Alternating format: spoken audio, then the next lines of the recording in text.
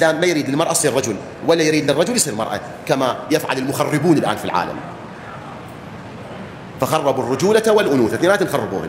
إن الغراب، الشاعر العربي يقول: إن الغراب وكان يمشي مشية معروفة من سائر الأجيال، حسد القطا وأراد يمشي مشيها فأصابه ضرب من العقال فأضل مشيته وأخطأ مشيها فلذاك سموه أبا مرقالي.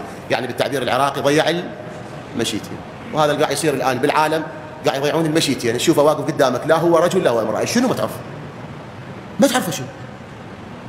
زي اللي مصلحة من هذا التخريب هم ما تعرف. الأسرة تدمرت، كل شيء تدمر.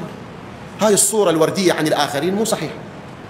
واحنا كل شيء عندنا، لا احنا في مجالات هم تقدموا علينا بالجانب التكنولوجي، صح، انا صريح وواضح، بالجانب التكنولوجي تقدموا علينا وكثيرا هم يتقدموا علينا، ولكن في جوانب اخرى احنا هواي هم متقدمين عليهم.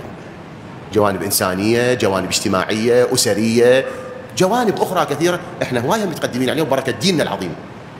وتاخرنا بهذا الجانب التكنولوجي احنا هم نكون ندرس اسبابه ونعالجها ونتقدم. فديننا دين علم. قل ينظروا ماذا في السماوات والارض، الله تعالى يقول.